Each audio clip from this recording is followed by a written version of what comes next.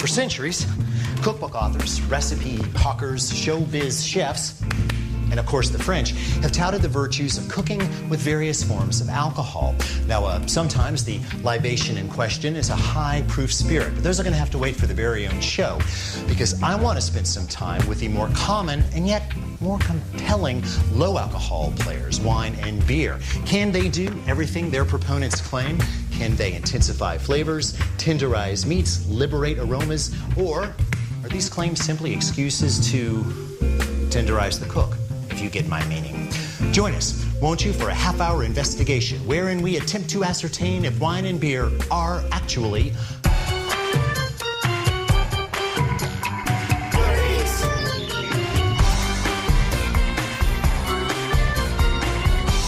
If we are to examine the roles that wine and beer can play in our cooking, we need to review how these miraculous fluids come into being in the first place.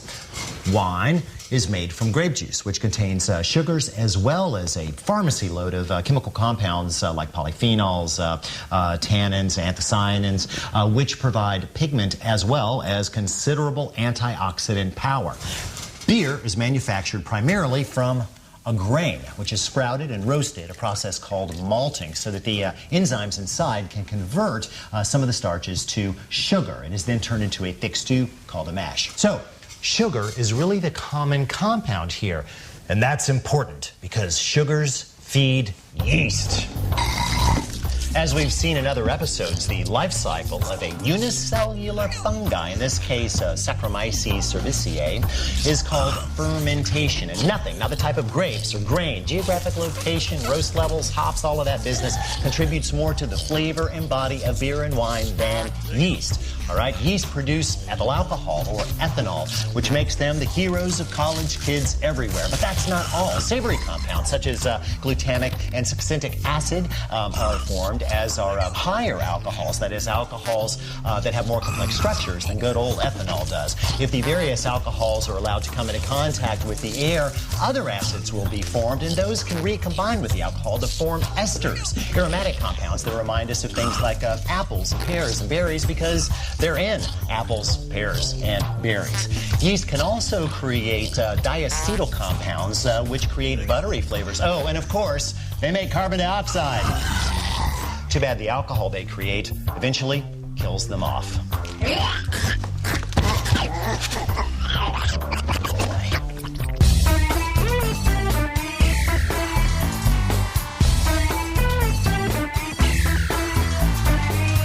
When deciding on whether or not to cook a food in or with wine or beer, I pose a crude but effective query, which is simply this.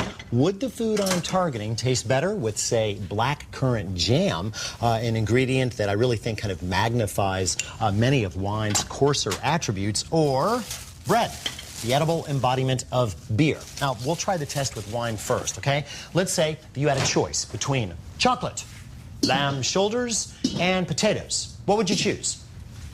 Well, chocolate does have some fruity friends, raspberries, for instance, but all too often the pairing only serves to underline the bitterness of chocolate, not its sweetness or other complexities. So I tend to stay away from this combo, especially when heat is involved. Try again. Potatoes? Well, here's the problem. The blandness of potatoes can be so overwhelmed by heavy fruit flavors that, well, they just disappear entirely. Sorry, which is not really what you want. Try again. Oh, lamb shoulders. Interesting. You know, lamb is a little bit gamey and earthy, and that contrasts very, very nicely indeed with fruit flavors, especially a plum, berry, oh, and of course spices like cinnamon, which are common in many, many wines. Also, and this is critical, these are lamb shoulders, which contain a considerable amount of connective tissue and therefore will be best prepared braised, that is, cooked at a relatively low temperature in liquid. And let's keep in mind the main component in wine is water. So this would all seem to be a nearly perfect marriage of ingredients. But we must choose our wine wisely. Here is the first and most important rule of cooking with wine.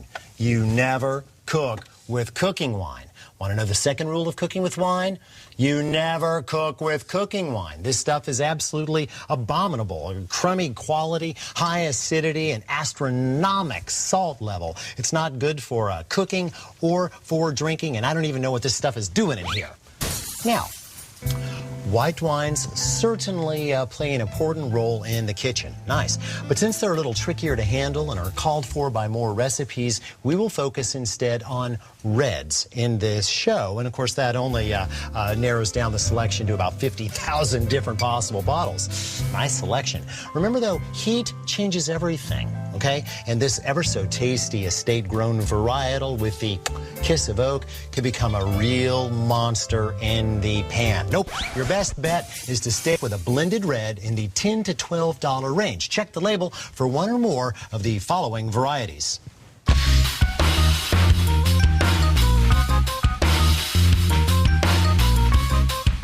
You might also keep your eyes peeled for two particular terms. Meritage, which is by definition a blend, and many of can be had for a really good price. Also, Cut de Rhone most often indicates a classic French blend, surprisingly affordable, despite the fact that it's French.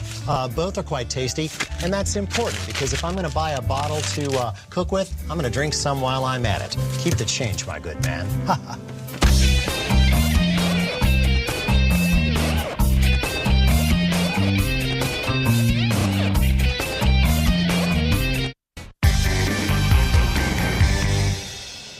Now that we have settled on a wine with which to cook, we need to figure out how to get to it. And although many producers have gone over to the twist top side, most still employ some form of stoppage, which means we've got to have a...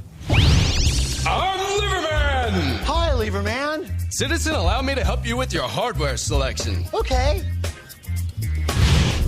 Wow, that's quite a collection, Liverman.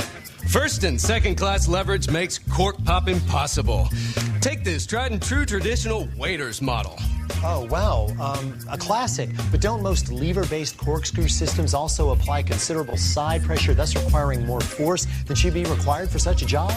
I see you're observant as well as annoying. Consider this dual lever rack and pinion model. Well, it's very efficient from a force standpoint, but you know, this screw assembly tends to rip out more corks than it actually pulls.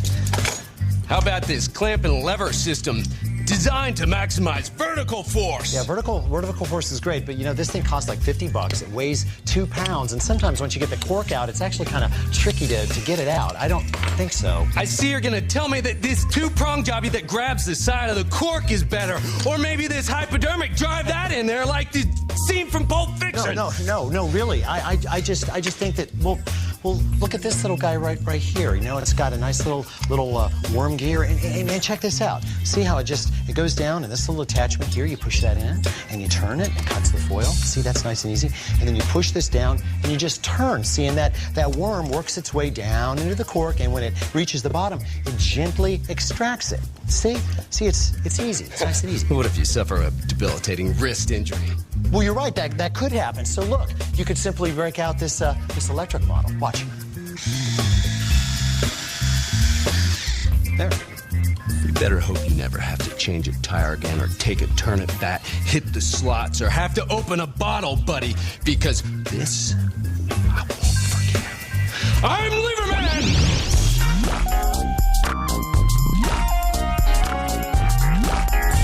Grab down your 10-inch wide straight-sided saute pan and put it over medium heat. Leave it there for 5 minutes. Meanwhile, rub down 4 lamb shoulder blade chops with a little bit of oil and then sear them for 1 minute on each side.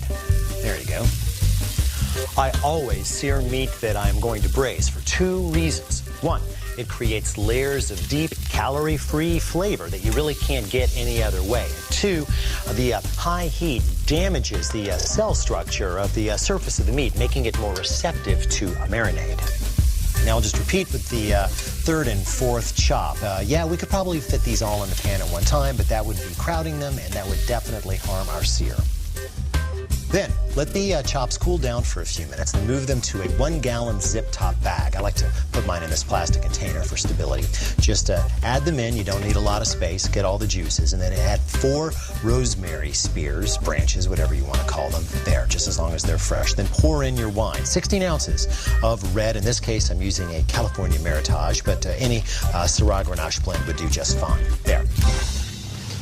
Park the bag, its contents, and of course the leak-proof containment in the chill chest for 3 hours. And give the bag a squish or a shake every hour or so just to make sure the liquid is well distributed. This step, of course, is called marinating. Why do it?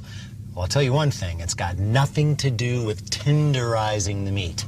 Check this out.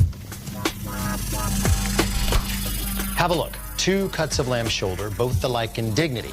This one spent 2 hours in wine, and this one soaked for 24. And because of that, the outer surface is obviously a little darker because of the prolonged exposure. But what of the interiors?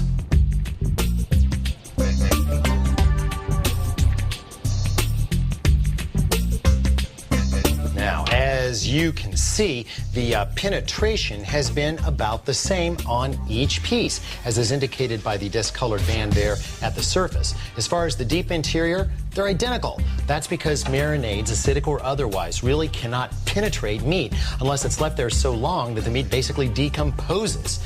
This begs the question, why marinate at all? Well, remember, wine contains tricky little chemicals called polyphenols, and recent research has shown that water and phenols can react with protein at the surface of the meat, hardening it so that the moisture inside is less likely to get out during cooking. So, marinating in wine doesn't necessarily tenderize meat, but it may very well preserve the tenderness that is already there, which is not the same thing.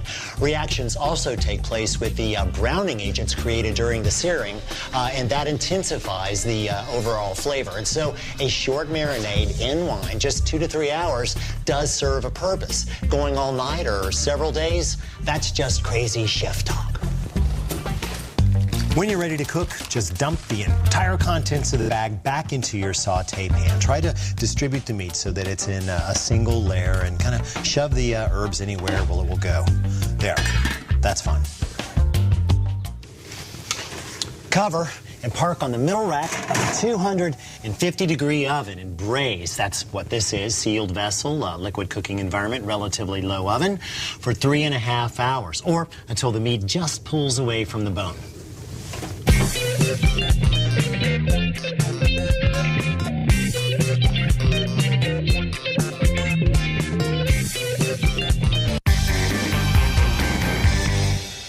When 3.5 hours are up, it is time for the lamb to exit its windy bath. Just move the chops to a platter and cover with foil while you build the sauce. Pour the pan juices into your handy-dandy gravy separator. It really is the best tool for getting rid of the fat. Allow a few minutes for separation, and then pour 2 cups of the wine/broth back into the pan over medium-low heat. Now, this is important, okay? Wine is fragile stuff, and the hotter you cook it, the more ornery it's going to get. And by that, I mean bitter, dull, astringent, nasty. Okay? Now, wine is great for braises because they're typically cooked with low heat, but reductions, well, they're often executed over a rip-roaring flame for speed's sake. Do not be tempted to follow this path, okay? Go slowly, and your patience will be rewarded. At this point, we've kind of robbed the wine of many of its fruity flavors and a lot of the fruity aromatic esters that it once possessed, but we could try to put them back by adding 3 ounces each of dried plums. Remember when we called those prunes, and dried apricots, just coarsely chopped. Whisk continuously for about 10 minutes or until the sauce darkens in color and slightly thickens. Okay, time to finish the sauce. Whisk in 2 tablespoons of ice-cold butter that's been cut into 4 or 5 chunks. Now you're going to put 1 piece in, whisk until it's almost melted away, and then you'll add the next piece and continue to whisk, okay? The French refer to this as a monter, or mounting a sauce, which is basically creating an emulsion, okay? Just as you would, say, drizzle oil into a vinaigrette, you are slowly introducing the fat here because it is, of course, slowly melting off of the cold chunks. Something that cannot be rushed, and you don't want to stop whisking. The last move, we're going to brighten up some of the flavors that may have been dulled down during the long cooking in the oven. A teaspoon of freshly chopped rosemary and just 1 tablespoon of whatever wine you use, just to bring the aromatic qualities back. Give it a taste. And finish with salt and pepper if needed. Sometimes it is, sometimes it isn't.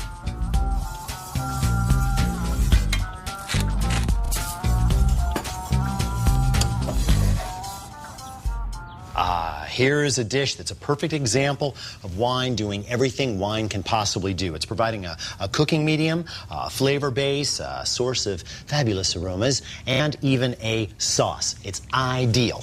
Holy moly, I nearly forgot about the beer. You keep your mitts off of that.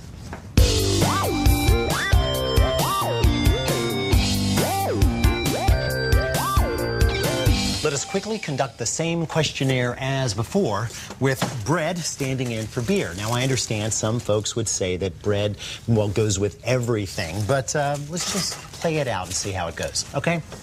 Now, let us say that we had some lovely cod, nice pile of kale, and a lovely cheddar cheese. What do you think? Well, the cod? Well, it's a very mild fish and is often cooked in a beer-based batter, hence fish and chips. But that is another show. Try again. Green vegetables. Well, kale and other dark leafies contain a fair number of bitter compounds, which tend to clash with the roasty, toasty goodness of bread, kind of like, well, there you have it. I would argue that the best match here is definitely the cheddar cheese. After all, what could possibly be more satisfying than a grilled cheese sandwich? Now, it would be tough to actually replace the bread in this equation with beer, but that doesn't mean we can't meld the beer and the bread and the cheese together. In fact, my very favorite thing to do with beer, other than the obvious, is to bake with it. I am an unabashed beer lover, and at any given time, my garage beer fridge is stocked to the gunnels with suds of many different styles and provenances. Now, when it comes to baking, 3 specific models come to mind. For soups, fondues, and fish batters, I reach for a plain old lager, whose bottom fermenting yeast ensure a clean, crisp, straightforward beer flavor. Dark, spicy porters, on the other hand, are quite good in chocolate cakes and brownies, which I occasionally serve to visiting children on Christmas Eve. But for a particularly cheesy bread, I think that a pale ale with a hoppy bitterness is the best way to go. And you're going to need 3 bottles, at least, maybe 4, but we can always come back.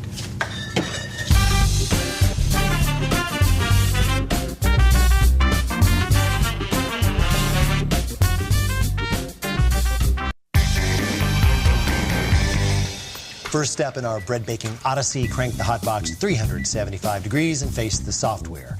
We will combine 8 ounces of all-purpose flour with 4 ounces of whole wheat flour. See, this is going to be healthy. 1 tablespoon of baking powder, not soda, 1½ teaspoons of kosher salt, 1 teaspoon of plain old sugar, 1 teaspoon of fresh chopped dill, powerful stuff, we don't need any more than that, and 4½ ounces by weight of grated sharp cheddar cheese. Then we are ready for the 12 ounces of beer. Oh, if you've got a funny little smiling cat bottle opener, that'll help. Yes, 12 ounces. I realize that's 1 beer, and I told you would need at least 18 ounces. I made a mistake. Sue me. Pour in the beer, and then bring the batter together as quickly as possible. And you'll want to use a spatula for this. Do not over-mix it. As soon as it is thoroughly moistened, get yourself a 9x5-inch loaf pan, spray it down with some no-stick spray, and load her up. Sometimes, if I'm feeling especially hippie, I sprinkle on 1 to 2 tablespoons of sunflower seeds. Bake for 45 minutes, slap dab in the middle of the oven, or until the internal temperature hits 210 degrees. Upon exiting the oven, allow your bread to cool in the pan for 10 minutes. Then turn it out onto a cooling rack and allow it to cool another 10 so that the starches can thoroughly set. Then you may slice and serve, along with the rest of the beer. Oh, bother. Thank you, Thing. Delicious dishes, both. But do they really sum up the full culinary capabilities of beer and wine? Of course not. We'll be spinning sequels off of this puppy for years to come. But there is one issue that I want to deal with right here and now. Watch this. And don't you worry about all that alcohol. You just cook it a while, it'll disappear in the breeze. And in case you're worried about the alcohol, chill out, dude. It'll evaporate. Totally. And if you're worried about all that alcohol, get over it. It's gonna vaporize. Let's look at the cold, hard facts according to the United States Department of Agriculture.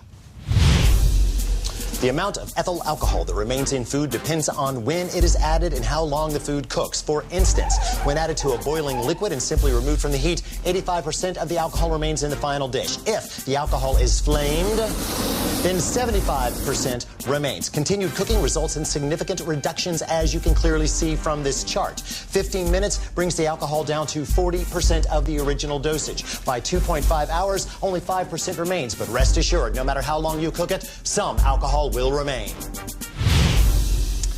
But not very much. So unless you have a hard and fast reason for avoiding even minuscule amounts of alcohol, I wouldn't really worry about it. Well, I hope that we have piqued your interest in and appetite for a little wine and beer in your food. The possibilities are endless, delicious, and altogether goodies. See you next time.